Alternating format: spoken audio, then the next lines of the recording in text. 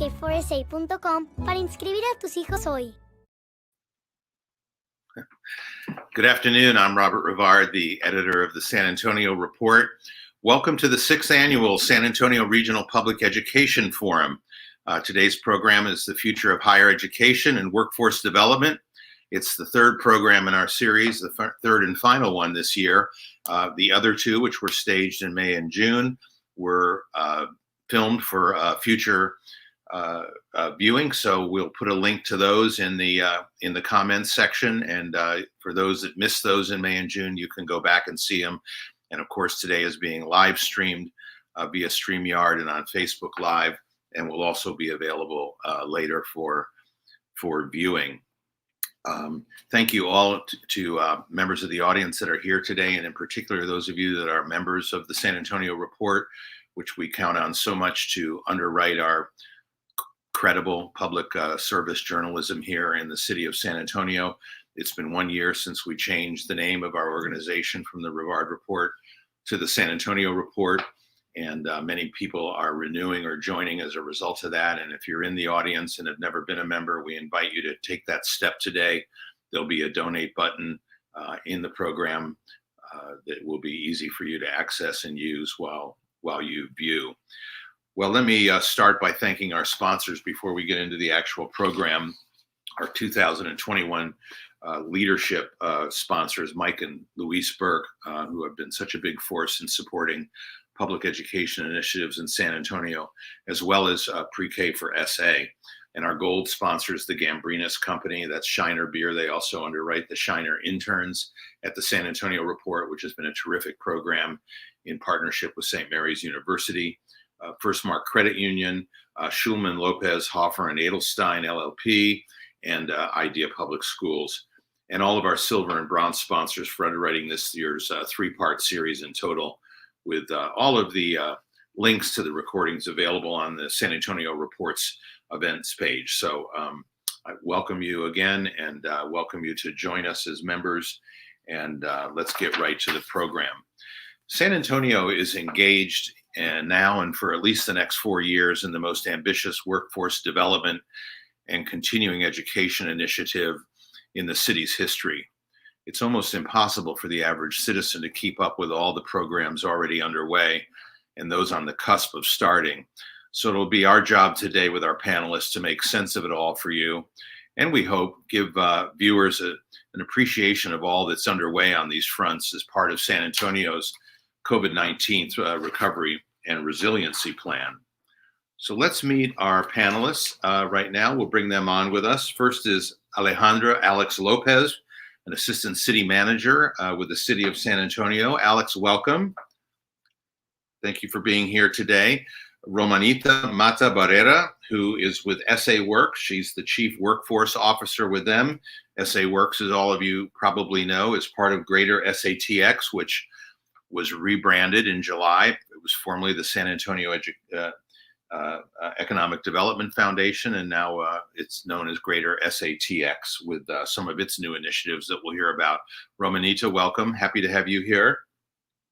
Dr. Mike Flores, the Chancellor of Alamo Colleges, no stranger to anyone in the higher education scene in San Antonio, longtime former president of Palo Alto College. Dr. Flores, Mike, good to have you with us today.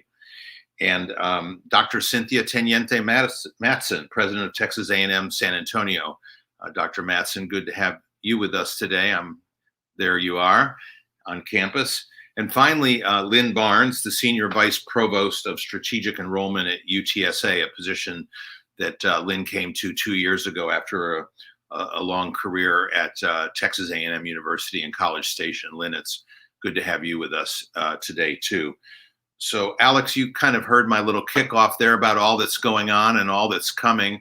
Why don't you get us started with a few minutes of what you're doing at the city of San Antonio, and then we'll move to the other panelists and let everybody make some introductory remarks before we get conversational.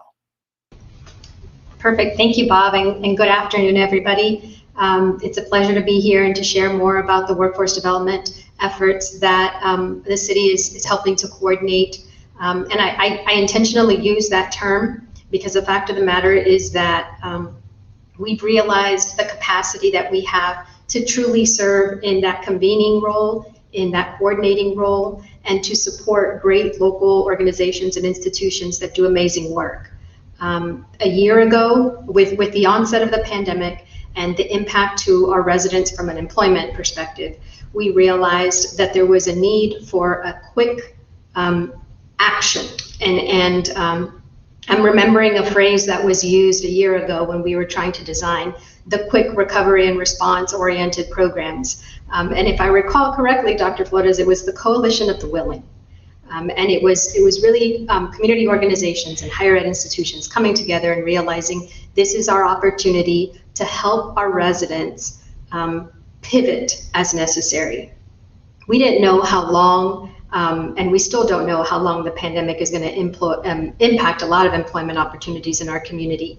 But the fact of the matter is that we know that there are many employers in our community that have talent needs. So how do we do a better job of connecting our residents with those opportunities that exist right now?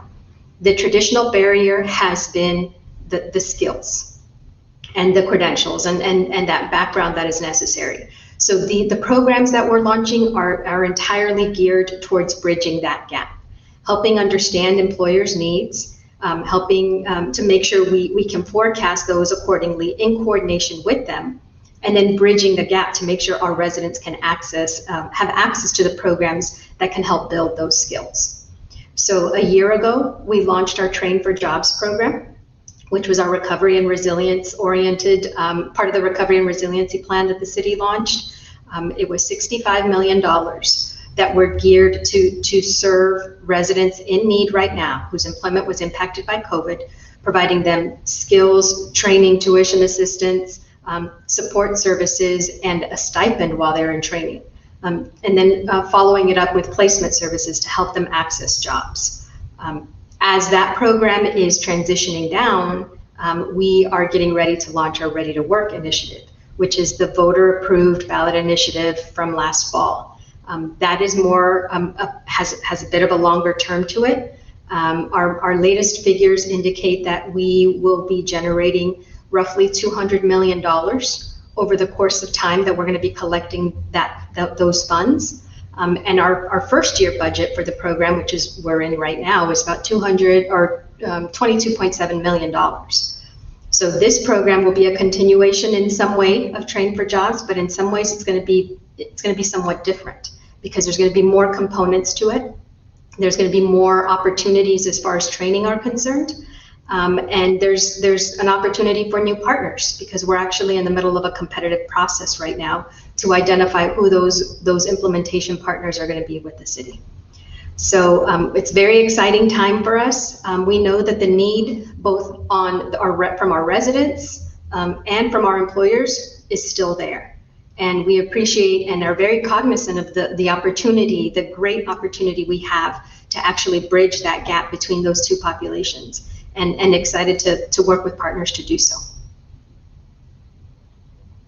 We're here, Romanita at SA Works. Let me ask you for your opening remarks, please. Sure. Thank you, Bob, for having me. So as you mentioned earlier, SA Works is the workforce development arm of Greater SATX. We went through our rebranding in July. And as part of the work that we've been doing within the economic development space, we have really dived into a talent-driven economic development approach. And what that means is that we are looking at the talent pipeline across the city in terms of how do we build our talent in San Antonio. And so as many of you are familiar with our high school internship program, we see that as a critical component of building our talent that today is somewhere in a classroom, somewhere in our K-12 space. But we have also been very supportive of looking at our current adult population and seeking opportunities to, Alex's point earlier, to seek alignment between those adults who have been dislocated from their jobs and are looking to upskill or reskill potentially into new jobs. Our key role within the city's work around Train for Jobs, but even prior to that, I would add, is is really creating that alignment and bringing to our partners, all of the partners here represented, all of our higher ed partners. We have been in continuous conversations over the past 5 years around what are the jobs that we're seeking to recruit to San Antonio. What are the skill sets, educational requirements, those marketable skills that employers are looking for? Because we really want this to be a two-way feedback loop where our higher ed partners, other training and workforce agencies have that, what we call that labor market intelligence or information, that they're getting that real time. There's a lot of great information out there, but we have those direct relationships with our employers of all sizes, employers that either are business development team at Greater SATX has been able to directly recruit into San Antonio. So we think about the Navistars of the world, the Hulus, et cetera, those big projects that we continue to have conversations around what are their talent needs. And this is where it's critical to have this ecosystem of with our higher eds and our K-12 so that they can align those training and educational opportunities for their respective students, that they are prepared to take on those jobs that we're seeking to recruit for in San Antonio. And so it's been a great partnership, and I would say, and one that's been ongoing and certainly deepened through the Train for Jobs. As Alex mentioned, Train for Jobs has now been deployed for a year.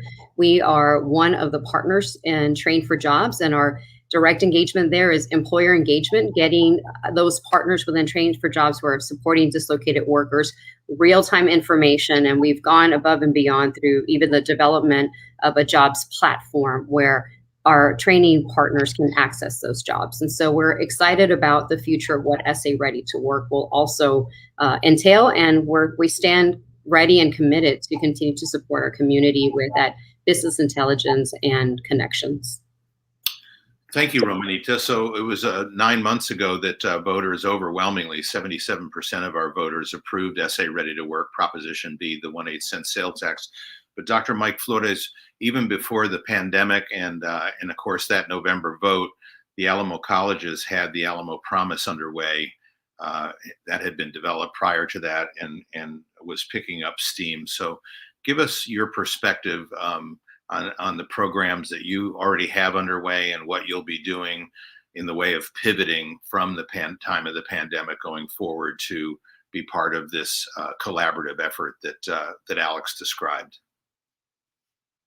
Bob, and good afternoon to everyone, to the panelists. I actually feel even more at home because the pre-K commercial that you showed in Spanish was created by my wife along with some other colleagues. So I think one of the most important things is the folks that you've assembled here and all of our colleagues and partners throughout the community is that San Antonio, we don't compete with A&M and Cynthia, and we don't compete with Taylor or Lynn and UTSA. We actually, at the Alamo Colleges, we compete with poverty.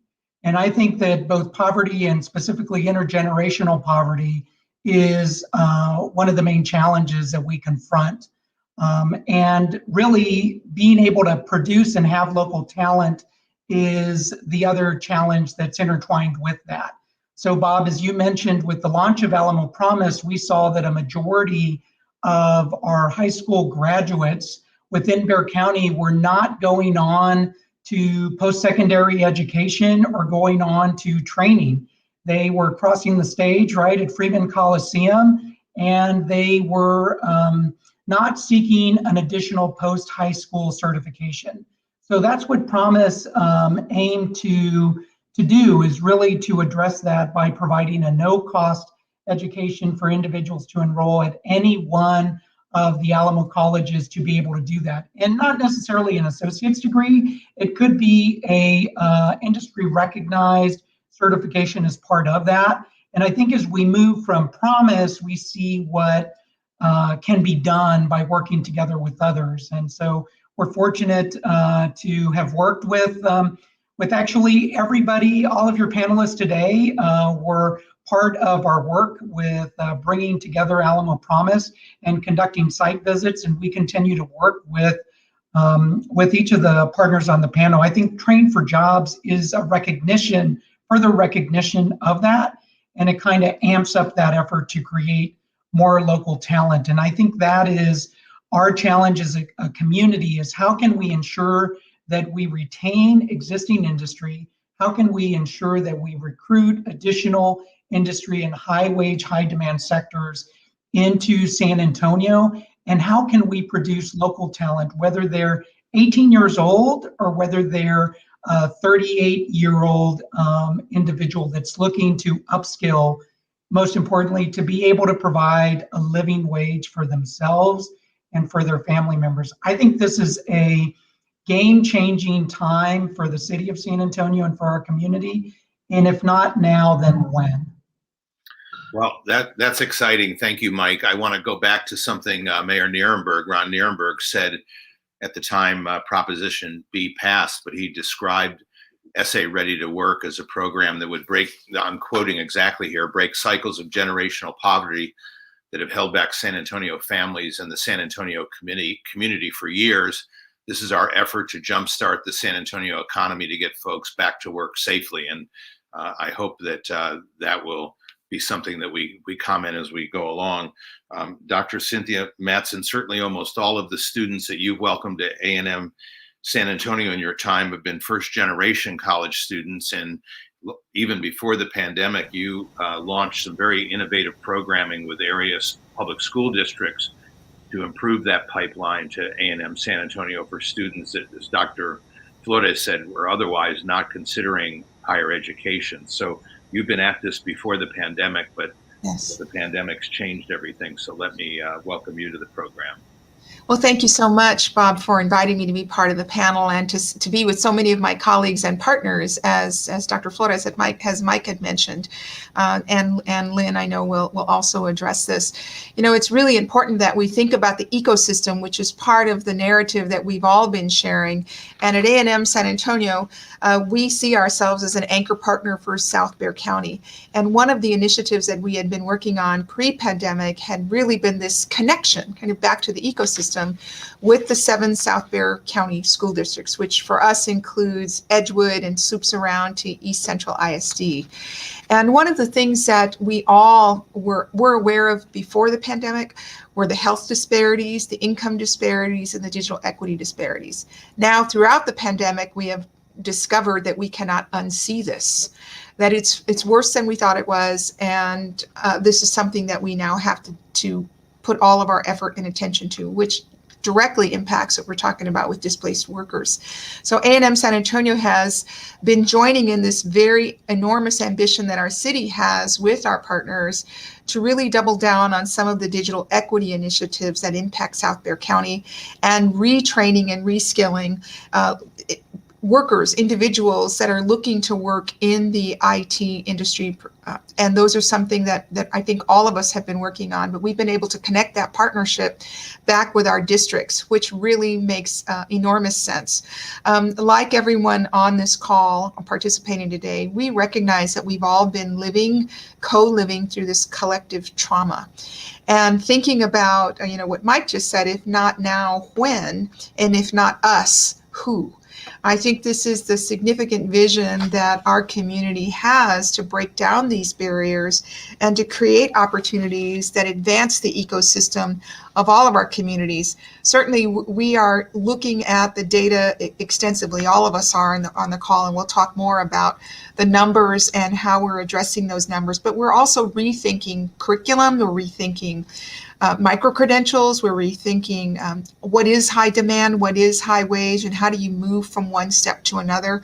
And we recognize that there are large barriers that have pre-existed, and I think working together and in calls like this, we're able to present solutions that will get us to the other side, so that in 5 years we're looking backwards at digital inequities, we're looking backwards at the start of unwinding health disparities and so many other issues that are before us as a community. But A&M San Antonio, it has got its foot on the pedal. We've added a new position specifically around workforce development and community partnerships, again, to be ready for this larger ecosystem that will challenge us all to move forward. Thank you. Thank you, Cynthia, Dr. Matson, and Lynn Barnes, you get the last word in the group before we get to some questions. Great, and thank you very much for inviting us, and great to see all my colleagues here. And I know it's probably a a shared comment that we just appreciate everyone's efforts to take care of our community, take care of our students, take care of our faculty and staff. And I know everyone's been hard at work at doing that. Just, echoing some things that Mike and Cynthia said, our goal here at UTSA is to figure out how we can be those who can help provide solutions to our students, especially those who are facing challenges.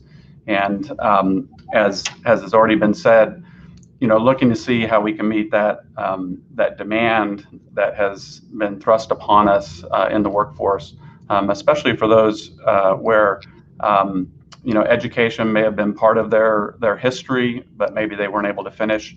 How can we come in and lock arms and be walking alongside our community to be able to re-engage them in the educational pipeline? We know that, time will tell the ultimate impact of this, but we know that people are suffering and still having very immediate needs. And here at UTSA, our team has been focused on trying to identify and be sensitive and really trying to break down barriers, whether it be administrative or processes or just trying to be an advocate for our students. And I think that's really been the posture that we've been taking over the past 18 months. We have a lot of exciting new initiatives and really from a position of optimism, even though we're still in the middle of the pandemic. What are those areas where we can play a significant role in helping advance not only the mission here of UTSA and helping our students, but the broader goal of helping our community grow and re-engaging our workforce is something that we're very much focused on. So looking forward to engaging with all of you all. It's, as I tell our students, it's actually a great time for education. There are so many resources to bear. There are so many people and organizations willing to help. And I'm pretty excited and optimistic about our future. Well, thank you, Lynn, and thank you all of our panelists. Alex, let me go back to you.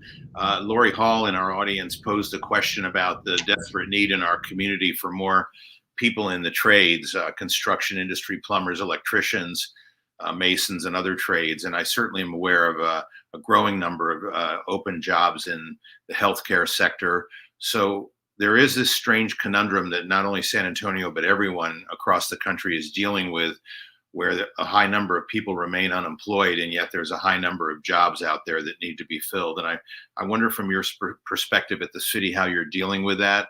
You do have a goal of training at least 40,000 people over the period of 4 years, and I say ready to work. But what about right now and the situation as it stands today?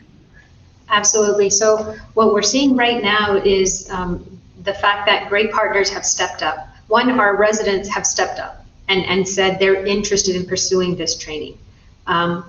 There's oftentimes challenges in order for them to truly engage in that.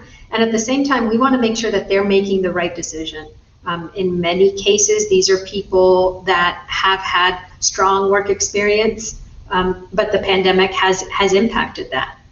So they may have that strong work ethic and that background, but they're pivoting into an entirely new field. So there are, you're absolutely correct, there are a lot of unfilled positions. There's lots of need from our employers. The certification or the credential is one part of what they need, but oftentimes they're also looking for some level of experience in that.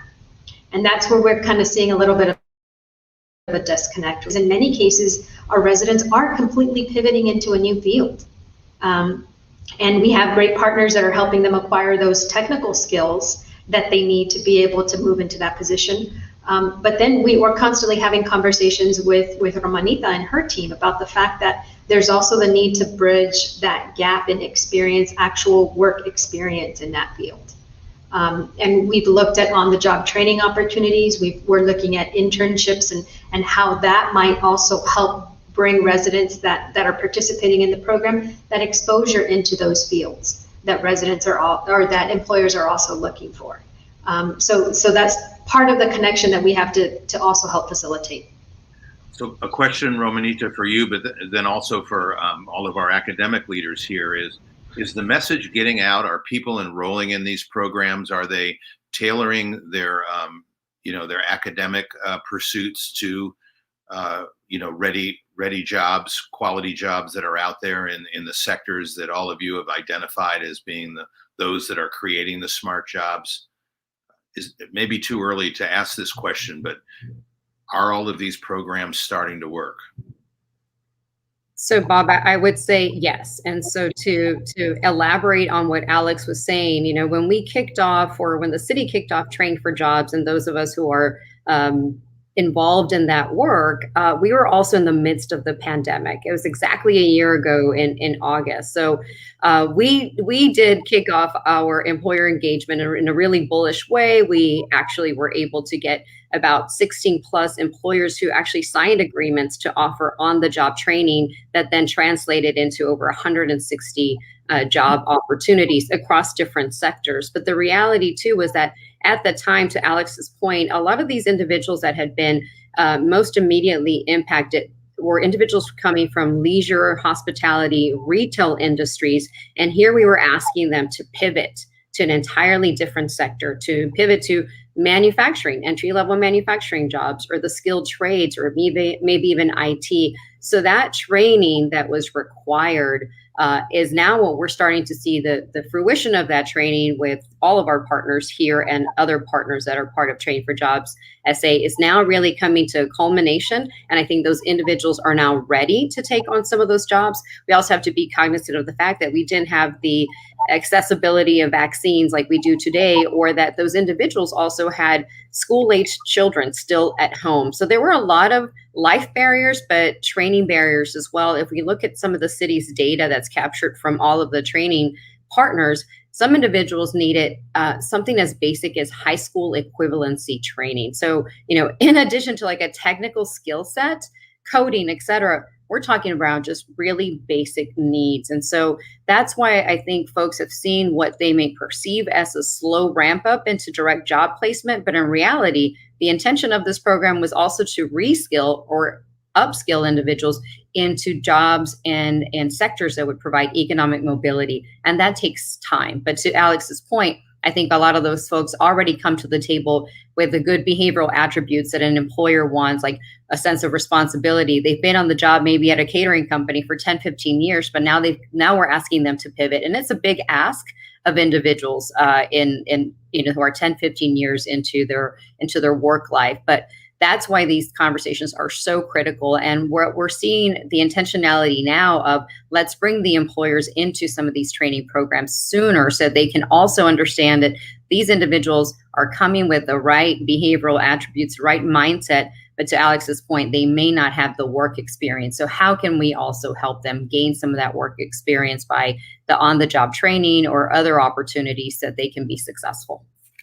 Mike, do you, let's just say from 2019 forward, do you see with the Alamo Promise and your other programs a shift in student perspective and understanding of what you're trying to accomplish and what the opportunities are being created for them if they get into these pipelines and in fact take advantage of the free schooling that wasn't so widely available before? Are we starting to see a positive change and trend? Yeah, I would say so, Bob. I think one of the things noted earlier, right, that whether it's Alamo Promise or Train for Jobs or Ready to Work, this would be a challenge in normal times. But what we're talking about is actually being able to implement and succeed in something that is a game changer. So for Promise in particular, we set a goal of 3,000 students that would start class in August of 2020. And I say we reached that goal. We had 2,946. So I say definitely we crossed that finish line. But one thing very promising about that is our FAFSA completion rate within the city of San Antonio in the spring of 20, right before the pandemic hit us in late March, early April of 20, was actually up 6%. Versus having double-digit declines in other urban areas within the United States. So that itself is a really good proof point. The other part, I think, is what Alex mentioned earlier about the Coalition of the Willing. San Antonio has a partnership-oriented ethos and culture, right? Where we all gather around the table or now the screen And we want to be able that we can move big things forward. So I think that Train for Jobs in particular, how do we work together with public sector entities, with private sector entities, and how are we able to ensure that folks can connect? I received a text from a colleague last week about a student in Train for Jobs that actually was in hospitality, that went in and is finishing their medical billing certification online because of COVID, and is now being processed to enroll in an associate degree program with one of our colleges, with the intent that they will then transfer in a bachelor's degree to A&M San Antonio, right? So one is being able to bring them in and to do that. And going back to what I mentioned earlier, our challenge is producing local talent to be able to compete in manufacturing, IT, bioscience, and healthcare. I think those are the key areas. So we are seeing those green shoots, right? So how do we make that kind of not just one-offs, but how do we make it an infrastructure and a superstructure of opportunity? Well, Bob, I think one of the elements too that everybody is describing is this commonality of understanding what the problem actually is and the complexity of the problems, so that we're not just throwing out our traditional solutions. I think everyone is throwing out, okay, how do we create solutions that support a person who may be homeless, or a person who may not have a vehicle, or a person who's concerned about being able to pay their utilities or their childcare or some of these other things. So we have now come to recognize that it's not just the product that we deliver, as Mike was describing in that particular program. It's everything else that is going to help that person, the local person, and their whole household and their whole community be successful. I think we're seeing the fruits of that labor, not only in what we're seeing in the responses to Train for Jobs. I think we're seeing a much larger influx of people who are interested in registering and coming back to classes. And the early workforce data would also show us that they're not just interested in a quick credential or a training certificate, but actually over long-term degree completion. And, the data is not new, the US data as well as the local data, that those with an academic credential, typically a 4-year degree or higher, persist longer in the workforce. If they get laid off or displaced, come back into the workforce faster and are able to position. I think it was Romanita who was saying, I was in this profession, now I need to be in this profession because this is the high demand. Those individuals with a bachelor's or master's or even associate's degree tend to be able to move much quicker in that than those who have not yet had that experience. So we're aligning in ways that I don't think we've ever seen before. But the fuse is long, and I think we all have to be realistic. It's not something that's going to happen in 15 weeks or even a year. This is a long fuse for all of us to be on this journey together. So, Cynthia, follow that up with what you're doing with the area high school districts and what the advent of that program and its mission. There's so many great proof points like Mike was describing, but let me just take you to some earlier ones. Texas A&M San Antonio is now running a middle school, for example, in Edgewood ISD, the Gus Garcia. I love the name. I love to call it the Gus. It was always Gus Garcia, but now it stands for the Gus University School. So I call it the Gus Garcia. We're teaching, so that school in middle school has a faculty in residence. There's graduate students in the school. There is a lot of attention to what's happening in the pedagogy and the students themselves. I went and visited the school. I've been a couple of times, that one particular middle school, and I'm talking to the kids about coming to college. And sometimes the kids are 6th, 7th, and 8th grade, and they're asking me, okay, so tell me, Dr. Matson, now what exactly do I have to do to get there? So we didn't have those kinds of conversations on a daily basis. Mike, myself, Lynn, all of our universities and community colleges go into the schools. But this is a formative change. It's changing how students see the school. It's changing how teachers are educated. It's the credentialing program now for student teachers is 1 full year in the school, and they're paid.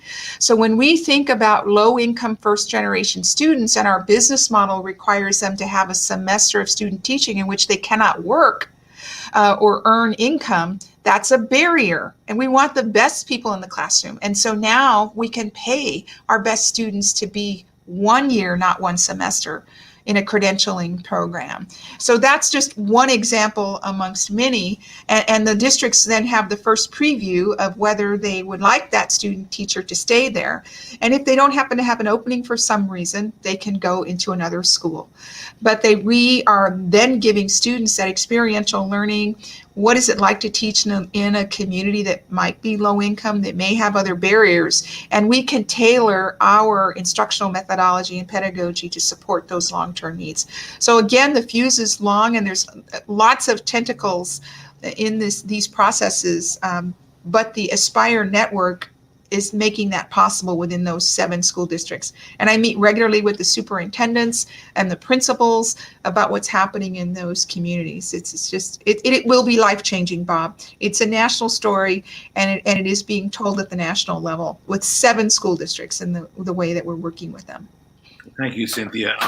Lynn, one of the major initiatives in our city on the higher education front was Dr. Amy's vision for expanding and transforming the downtown campus. That also predates the pandemic, and there was some significant philanthropic gifts, the Graham Weston $15 million gift, among others. I know that you and Dr. Flores have both received large gifts from Mackenzie Scott that were probably unsolicited, and a great day to receive that news. And we are starting a new academic year, which I haven't asked you or Cynthia or Mike about, but I wonder how we're returning to school safely, and whether or not all the initiatives such as the downtown campus continue to be underway, or have they been sidelined by the pandemic? Definitely not sidelined. A lot of momentum in our campus downtown, especially with our new School of Data Science and the National Security Collaboration Center, which is rising off the ground as we speak. And so a lot of investment, a lot of excitement on partnering with the broader business community and the community as far as meeting the demands, especially in our what I would call our urban core. And so there has been no slowdown at all on that. Certainly, we appreciate the generous gifts of that you mentioned, and putting those resources to use for our students is something we're all deeply thinking about right now, and that is, how do we continue to open up, doors of opportunity for students, especially when we know finances is probably the #1 challenge for students entering the education pipeline, and so focusing on that and making sure that students understand the opportunities available to them here at UTSA. As you've probably seen in the news, we had a reimagining of our engineering school and combining it with our School of Architecture. So a lot of deep thought on how to think about pedagogy as well as curriculum. And you mentioned marketable skills, really ultimately thinking about what do our students need to be successful when they enter the workforce. So the energy is palpable here as far as working with our colleagues here on this call, as well as others around the community to make sure our students understand what's available to them. I did want to make a comment about, just to tag along with what Cynthia was saying earlier, and that is, I think one of our biggest challenges is really an information challenge, right? And you mentioned it at the beginning, Bob, of this call, and that is there are so many initiatives popping up. And I think our big challenge with, especially when we're talking to parents and prospective students, how to aggregate that information in such a way to where it's easy to access and where they can truly understand what's available to them. I will say there are a tremendous amount of resources available to our students, but they still sit in pockets, if you will. And I think that as leaders and those of us who are part of what I would call the recruitment apparatus here in the city, how do we get that message across easily, completely, but also in a way where we can cause action to happen amongst our families, amongst our communities. And so we're thinking about that. But as Mike said, we all work together daily on this together, and I think it's going to prove hugely beneficial to our community as we see the results of this the next few years. So let me ask the three academic leaders first real quickly before we move on to some economic development issues. Can you safely welcome back your student population and all the people on your teams to this new academic year? And is that underway, and how are you affecting that? Who wants to take that first?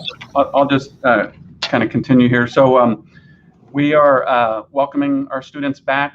We just had an announcement come out this morning where most of our classes for the first few weeks of the semester will be delivered in an online capacity. Not all of them, but most of them. But our campus is fully open for business. We have students moving into our residence halls. We have students doing their traditional activities that they would do at the beginning of the semester. But of course, we're doing it in a much more thoughtful way as it relates to social distancing, looking at the trends of what's happening here in the community. And so I would say there's a very heightened sense of, okay, what are we doing to take care of our students and be as mindful when we think about protecting them, protecting our staff, and our students. And so it's a little bit of a challenge when we see the numbers increasing as they have been recently.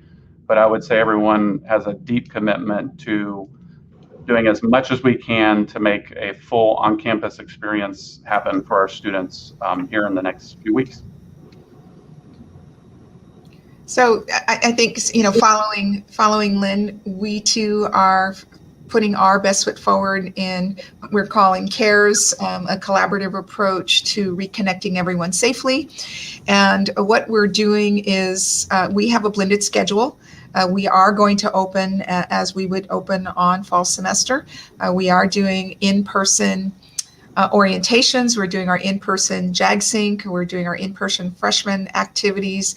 We are acting responsibly and asking everyone to act responsibly, although we cannot mandate the mask or the vaccine. We're working with Student Government Association to create incentives and campaigns that would encourage students to not only wear their mask, but to be vaccinated if they have not been vaccinated. I think we're doing what everybody's doing in terms of putting pop-up clinics in places where students are gathering and congregating if they haven't already received the vaccine, to make it easy to say yes. We are doing testing for those areas in housing and our student athletes. We're working with our faculty and providing them all of the flexibility, the tools, the PPE, the additional sanitation requirements, et cetera, that they need. So we're moving forward thoughtfully, Bob, but no one has all the answers. And we know that no one is going to be exempt from a breakthrough case or anything else like that. So I like the acronym CARES because it also encourages us to think empathetically and to think with compassion and lead with compassion as we come back. And that's how we're approaching it. That's well stated, Cynthia. Mike, you have so many campuses, 5 campuses to worry about. Your task is even more challenging. You're in every geographic sector of the city. Yeah, so I think, one is, I think, going back to the partnership ethos, right? We're fortunate with our elected leaders, both Mayor Nirenberg and Judge Wolf, working in tandem with public health entities. I would say, Bob and folks, we're also putting our best foot forward. We do have the lived experience, unfortunately, of the last 17 months. We want to ensure that my colleagues, faculty and staff, as well as our 70,000 students throughout Bexar County feel safe and secure and will be successful. So it will be a continuation of the public health protocols and guidance. We have health and safety officers at each one of our campuses to make sure that folks are screened. We will have testing, weekly testing, a continuation and enhancement of that. I think the other part is really ensuring that our students feel supported as they come on board.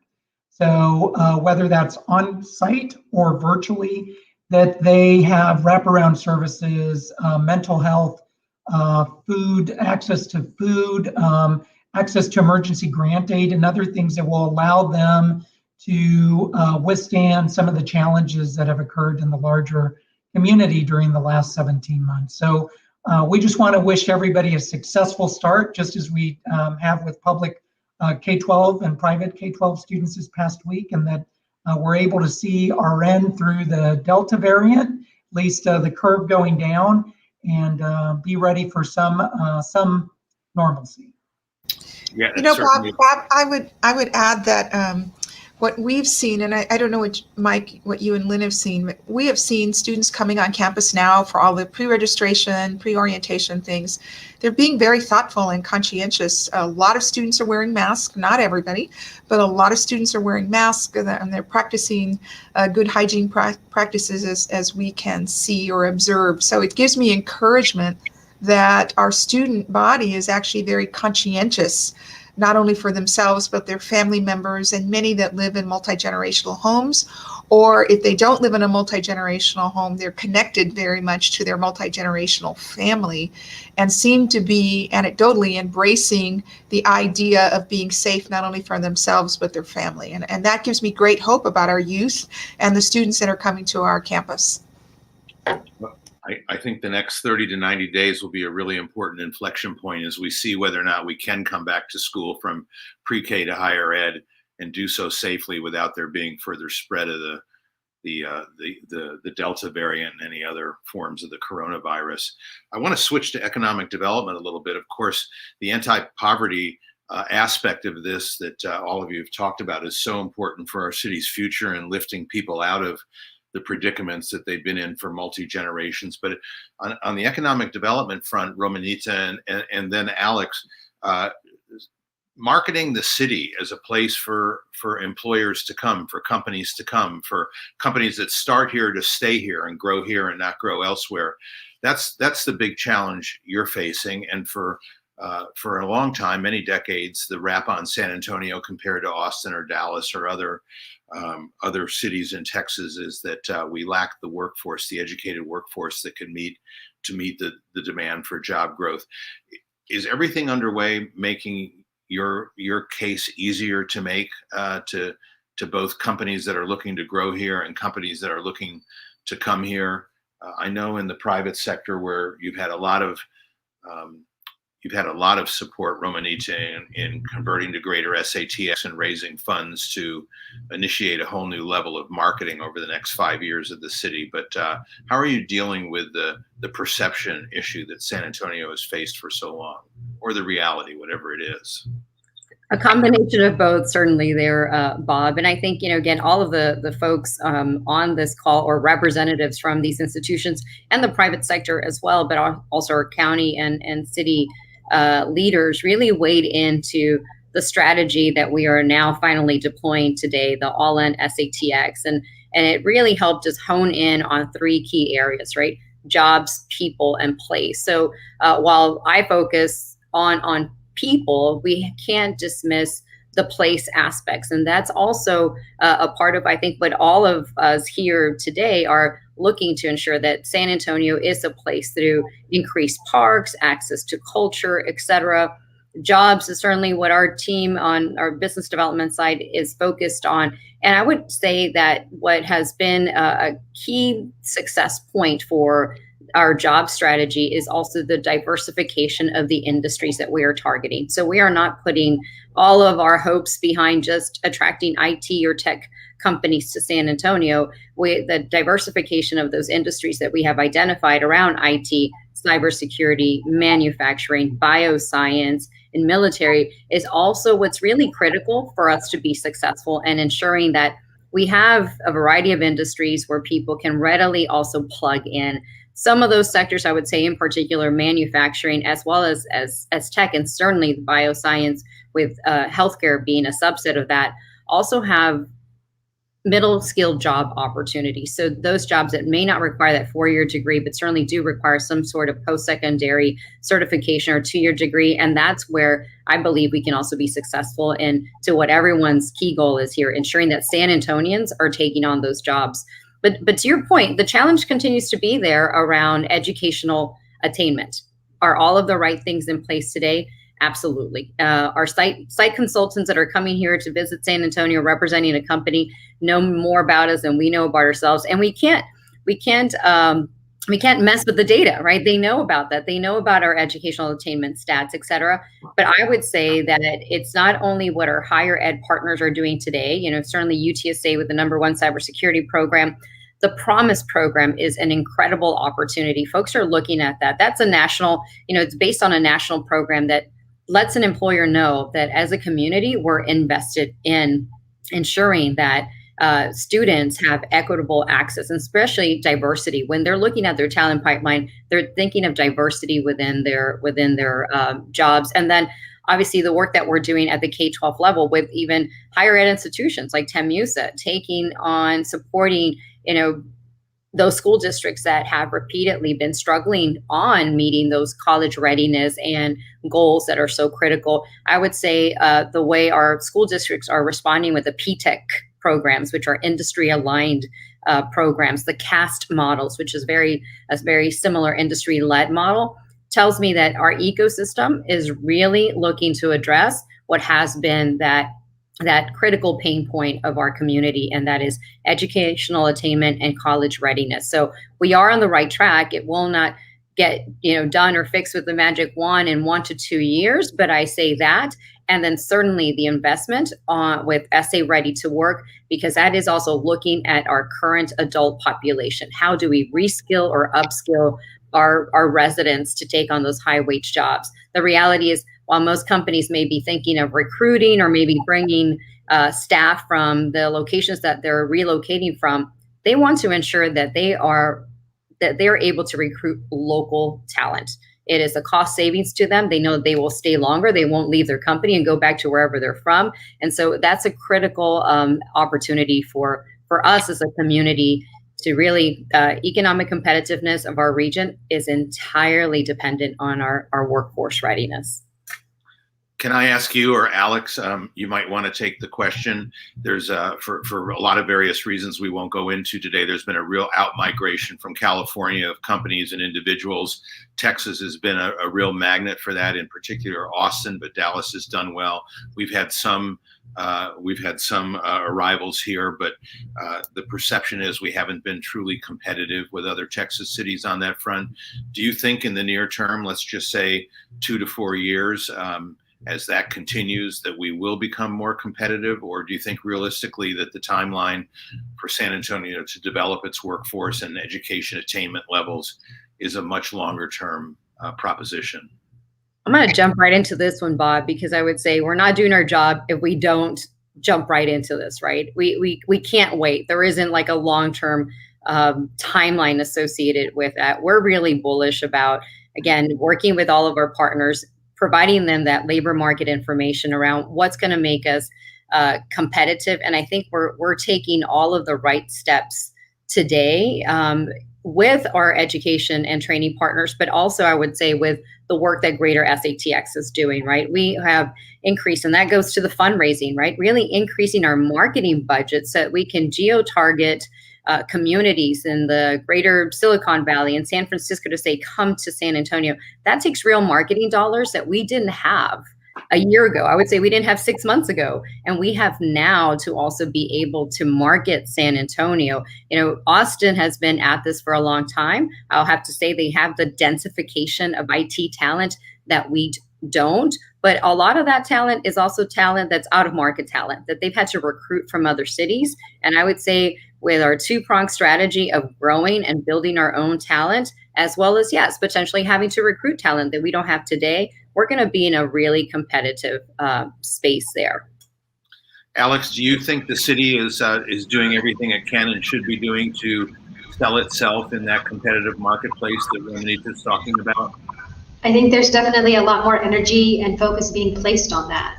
As Romanita mentioned earlier, how our economic development strategy really focuses on jobs, people, and place. And that place component, I think what Romanita was mentioning, how important it is to get that message out to people all over the country, all over the world, honestly, that are looking for a different place, making sure that they understand the assets, from a cultural perspective, from, day-to-day living, what a wonderful place this is.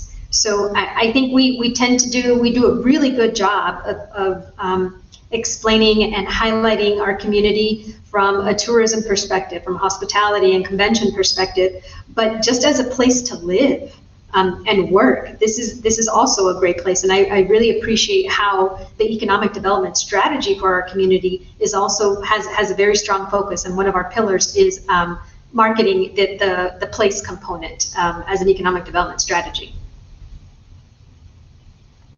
Leading up to the program that Cynthia just alluded to in her remarks, which is the collaborative that's underway that we're talking about today is not a local story, it's a national story, and that in fact you could compare us favorably to just about any major metro area in the United States right now in terms of what we're doing to address our needs and to elevate our education outcomes and job creation programs.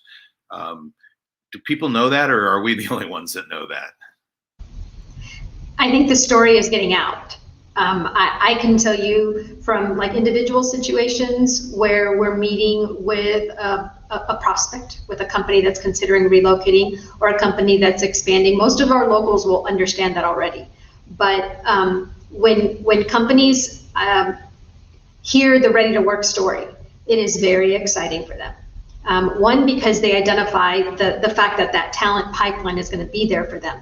But also it sends a message about the type of community that San Antonio is, that is willing to make that investment in our residents and in a collective benefit to our community to make sure that that this gap and that these challenges are addressed. So I think that's definitely out there. We're doing a lot of research to identify best practices and understand what similar to this, because we can't find something at this scale. Scaling, providing this level of work at the numbers that we're talking about is substantial.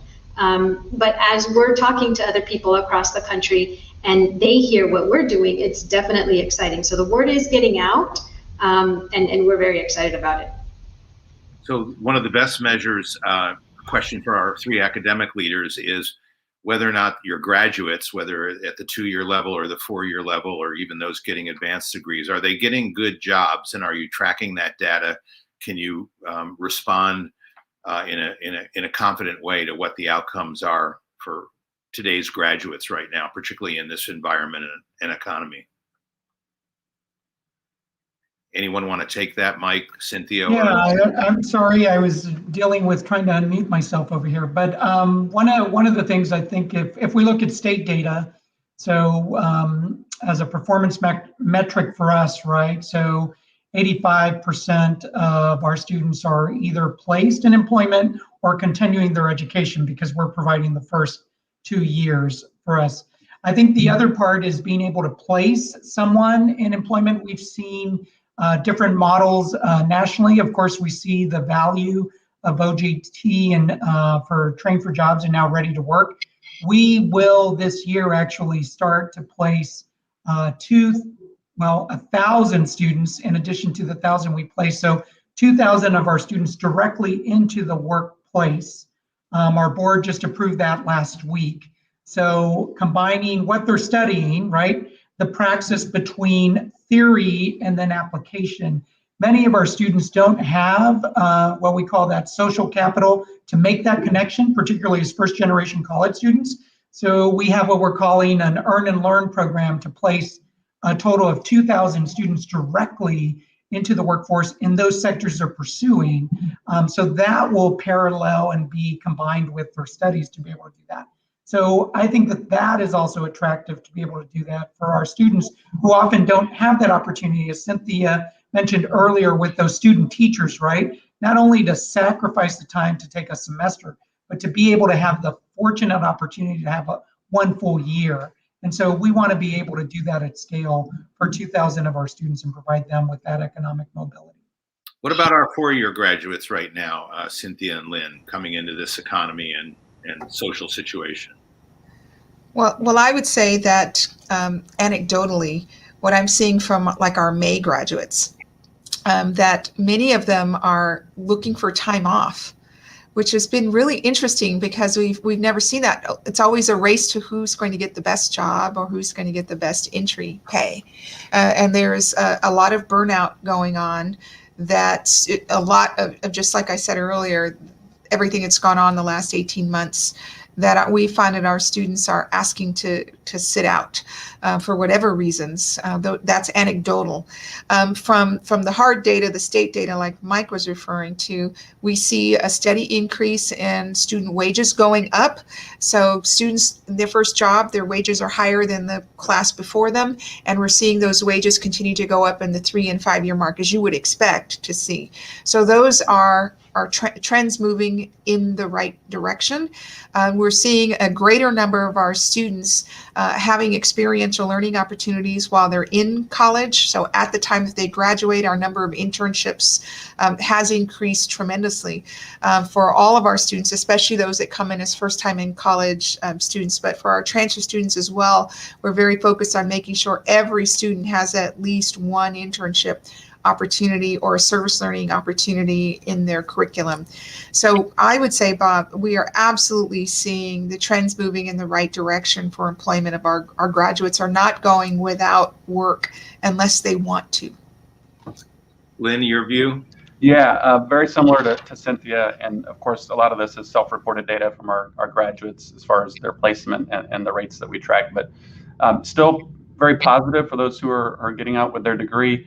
But I will echo what Cynthia said. It is a little strange just hearing some of the, I mean, we hear it even from students graduating high school, like, well, maybe I'll delay a little bit and then re-engage. And I think that's just a little bit of the kind of the swirl that's going on around us and around them. And maybe not this mad dash out into the workplace quite like we've seen in the past. But as far as rates go, actually pretty positive. I know the workplace or job availability remains very strong, and we see that across even all the sectors that are identified as the high need and also high wage areas. And so far so good.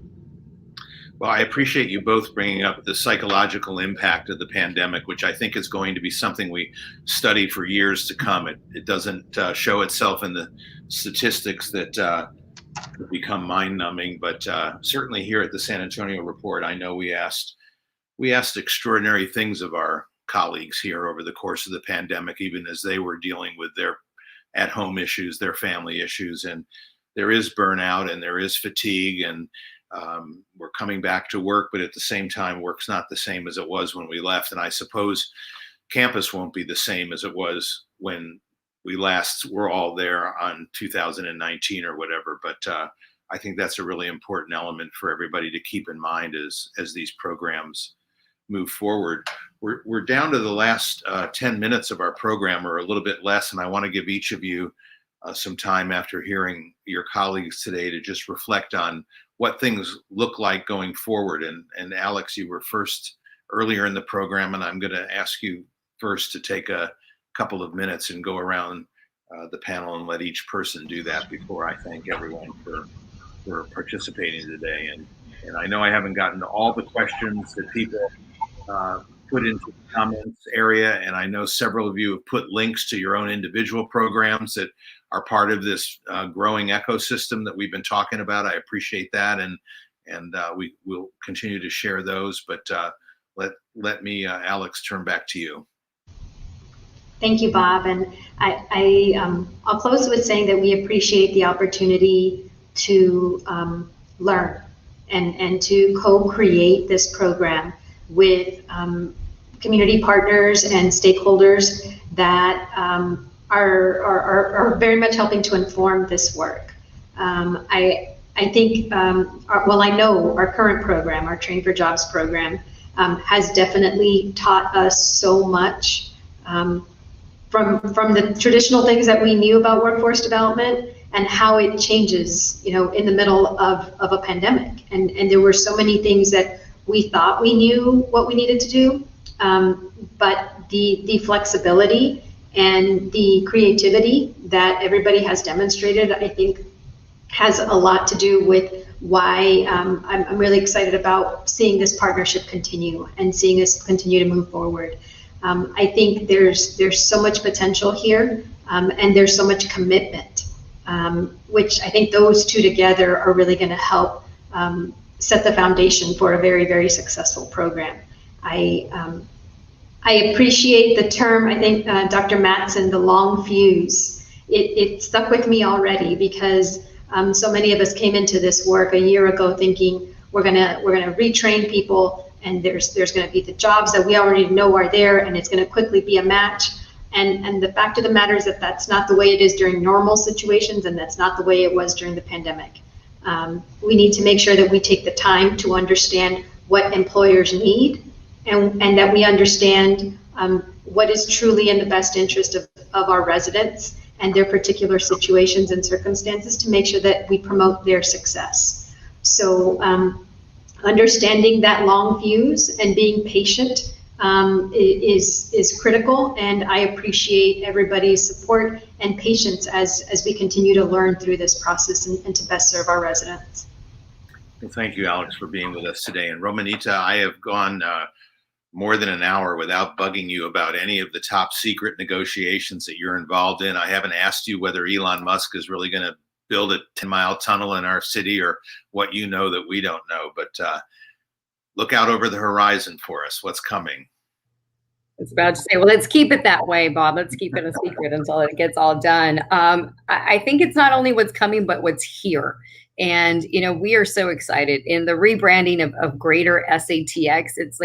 It's all of this that we're talking about today, right? It's a greater possibilities that we are looking for, not only in terms of, exciting projects and recruitment of exciting companies to San Antonio, but where we are at today with this level of collaboration and investment.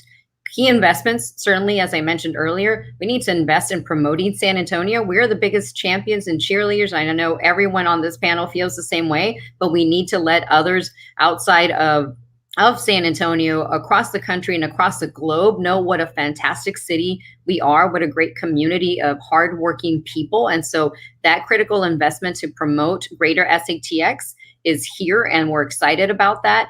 And then coupling that with the incredible investment into our human capital, which is our biggest asset that we have, our people here in San Antonio. I think we're in a very positive trajectory, and it will not go unnoticed because that is the number one key incentive or recruitment tool that we can use to get companies to relocate to San Antonio, and to get them to stay, which is just as critical, is the people factor. And we're investing in it, and we're all in this together. So I'm excited about the greater possibilities, the momentum that we have, as well with our partners here today, but also I would have to say with our industry and employer sector, who are committed to also supporting individuals and giving them an opportunity and growing their jobs here.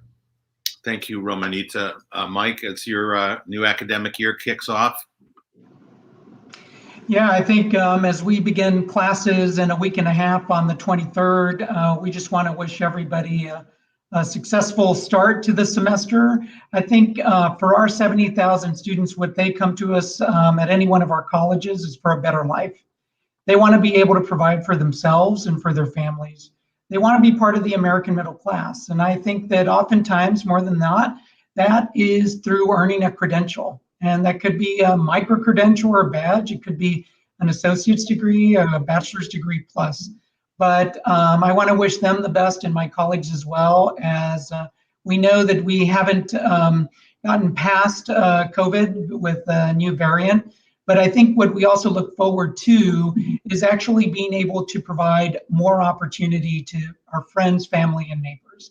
And that's what this conversation has really crystallized for me, is how can we ensure we bring more folks around the table to avail themselves of the opportunity of earning a credential? And that could be trained for jobs, that could be ready to work, but we know that a credential leads to a better life. And so I am affirmed about that opportunity, Bob and colleagues and neighbors, and I'm really excited about what the future holds. Mike, I've been intrigued by that wonderful poster in the background of your office the whole time that we've been on the program. Is that a graduating student from one of your campuses? Yeah, that is a graduating student actually from Northwest Vista College from last year, right? Or actually 2 years ago. So, but that's what it's all about. That's why we come in every day, to make sure that more students are able to celebrate the end of that journey. Well, thank you. And thank you, Martha, for that wonderful pre-K for SA Spanish language video at the outset. Dr. Matson. You know, I think as we have lived through this shared experience, this collective trauma, that many of us, many people are asking themselves again about purpose and what is your purpose in life and in the work that you're doing. And that's part of why we see this sort of generation flex. Some people are talking about it as the great resignation period, where people are just shifting careers.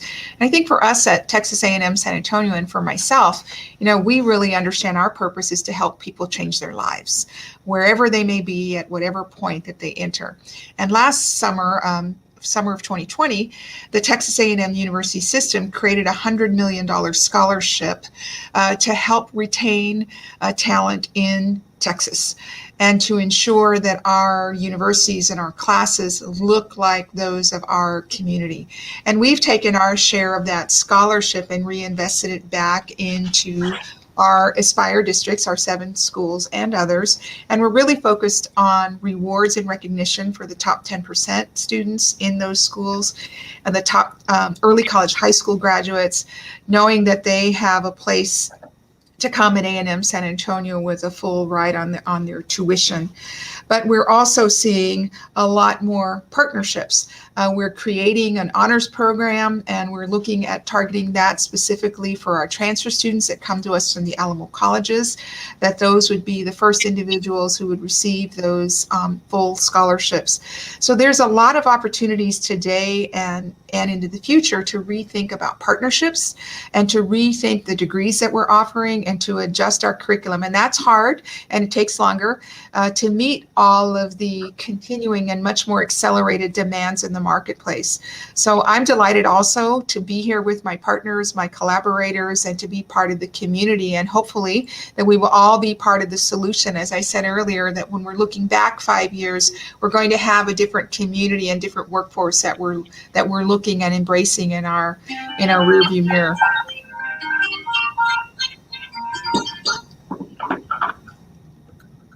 Lynn Boyne, you get the last word. All right. Well, again, thank you for this opportunity, and just echo the optimism here with my colleagues. And I think, you know, we've been through a lot, but we've learned a whole lot. And I think that spells out nothing short of just tremendous opportunities for students here in our community and those who are thinking about coming to our community to not only get an education, but also make this their home and join our workforce. And so this is a privilege to be here and be partnering with our colleagues here, and just look forward to this next year and continuing to develop programs and initiatives that'll help students continue their education. So thank you. Well, thank you, and thank you all of our panelists for being today. It's been a wonderful program, and we really appreciate your service to community, and we wish all of you a safe and successful school year as we open up the classrooms again. Thanks to not only our panelists, but to the audience for being with us, and to our sponsors, the leadership sponsors, Mike and Louise Burke and Pre-K for SA, our gold sponsors, Valero, the Charles Butt Foundation, the Gambrinus Company, Firstmark Credit Union, Idea Public Schools, the law firm of Schulman, Lopez, Hoffer, and Adelstein, and I think that covers all of them. I do hope, if you appreciate this kind of civic engagement programming as well as our public service journalism, that you'll consider supporting us by becoming a member, whether you're an individual or a business or a nonprofit. Easy to do, and thank you for your readership, and thanks for your attendance today. And we'll see you soon. Have a good day.